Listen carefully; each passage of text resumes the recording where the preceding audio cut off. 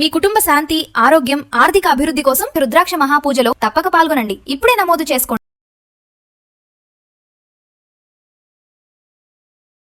నమస్తే, welcome to Suman TV. నేను మీ కృష్ణవేణి. మంత్రము, యంత్రము, తంత్రం, వాస్తు, జ్యోతిష్యం, రత్నాలు, రుద్రాక్ష అన్నీ కూడా మానవ జీవితంలో గ్రహస్థితుల్ని ఖచ్చితంగా ప్రభావం చూపుతాయి.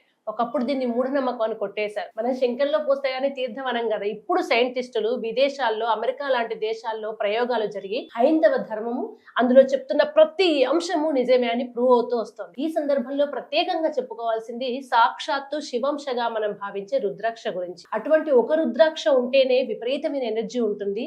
1,00,000 రుద్రాక్షలకి ఒకేసారి పూజ జరిగితే అసలు దాని విశేషం ఏంటి, దాని వల్ల మానవాళికి కలిగే ప్రయోజనాలు ఏంటి, ఈ అంశాన్ని మనకు వివరించడానికి సాక్షాత్తు ఆ పూజ చేస్తున్నటువంటి నిర్వాహకులు, గౌరవనీయులు, పండితులు, ఆధ్యాత్మికవేత్త బ్రహ్మశ్రీ దత్తాత్రేయ శర్మ గారు, మంత్రశాస్త్ర కోవిదులు. ఆయనే మనతో ఉన్నారు, మాట్లాడదాం.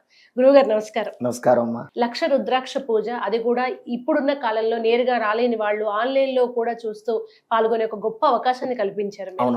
ఇప్పుడు అందరూ బాధపడేది ఏంటంటే దృష్టి దోషం, నరఘోష, నరుని దృష్టికి నల్ల రాపరాయన పడిగిపోతుంది అంటారు కదా. దానికి ఈ రుద్రాక్ష పూజ ఎలా సమస్యల్ని పరిష్కరిస్తుంది? అంటే అమ్మా, నరఘోషకి నివారణ అనేది లేదు.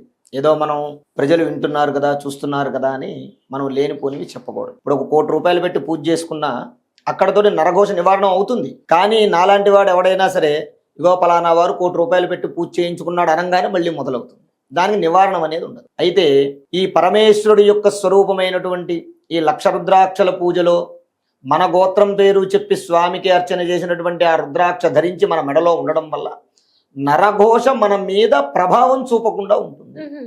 ఆ రుద్రాక్ష యొక్క శక్తి వల్ల నరఘోష అనేది మన మీద ప్రభావం చూపించదు, చూపకుండా ఉంటుంది తప్ప నరఘోష అనేది జీవితంలో ఎవరి జీవితంలోనూ పూర్తిగా నివారణ అవ్వదు. ఎందుకంటే మనం ఎంత చేసినా సరే నరఘోష అనేది మళ్ళీ వెంటనే ప్రారంభం అయిపోతుంది. కాబట్టి ఈ రుద్రాక్షని మనం పూజ చేసినటువంటి రుద్రాక్ష ధరించడం వల్ల నరఘోష ప్రభావం మన మీద పడకుండా, ఇప్పుడు ఎండ ఉంది, వాన వస్తుంది, గొడుగు పట్టుకుంటే వాన మన మీద పడకుండా మిగిలిన చోట పడుతుంది. అలాగే ఈ రుద్రాక్ష ధరించడం వల్ల, ఈ 1,00,000 రుద్రాక్ష పూజలో పెట్టి చేసినటువంటి ఈ రుద్రాక్ష ధరించడం వల్ల ఎవరైతే వేసుకుంటారో వారికి నరఘోష ప్రభావం అనేటటువంటిది ఆ ప్రభావం వారి మీద చూపదు. సాధారణంగా నరదృష్టి, నరఘోష, దృష్టి దోషం ఇవి ఉన్న వాళ్ళు ఏ లక్షణాలను చూసి మా మీద నరఘోష ఉంది అని గుర్తించవచ్చు అంటారు? అంటే ఎక్కువగా తలపోటు ముందుగా ఎక్కువగా వస్తుంది.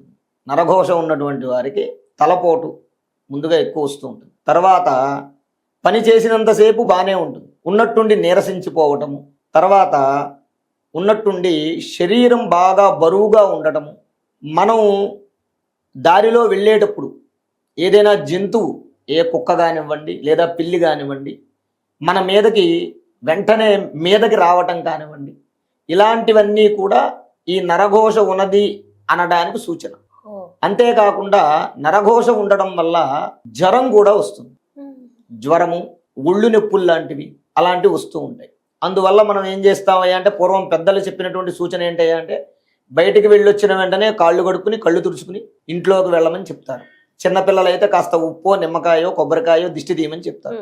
అలా చేయడం వల్ల ఏమవుతుందయ్యా అంటే, ఆ నరఘోష అనేటటువంటిది, ఆ నెగిటివ్ ఎనర్జీ, నరఘోష అంటే ఏంటయ్యా అంటే 10 మంది చూపు మన మీద పడడం వల్ల, మా యాక్టివ్గా ఒక వ్యక్తి ఉన్నారనుకోండి, ఆ యాక్టివ్గా ఉన్నటువంటి వ్యక్తి ఎవరైతే ఉంటారో వారి మీద 10 మంది అబ్బా ఇతను బాగున్నాడు, ఇతను మంచిగా చేస్తున్నాడు, శ్రద్ధగా ఉన్నాడు అనేటటువంటి ఆ దృష్టి ఏదైతే ఉందో అదే నరఘోష. అది నెగిటివ్ ఎనర్జీ కింద మన యొక్క శరీరాన్ని పట్టుకుంటుంది అనమాట. ఎప్పుడైతే పాజిటివ్ ఎనర్జీ కలిగినటువంటి సామాలు, ఉప్పు, నిమ్మకాయ, కొబ్బరికాయ, ఇవన్నీ కూడా పాజిటివ్ ఎనర్జీ కలిగినవి, వీటితోటి తిప్పేయటం వల్ల ఏమవుతుందంటే ఆ ఆరా పోతుంది, నెగిటివ్ ఆరా అనేది పోతుంది. అందువల్ల ఈ నరఘోష కలగడానికి ప్రధానమైనటువంటి సూచనలు అవన్నమాట.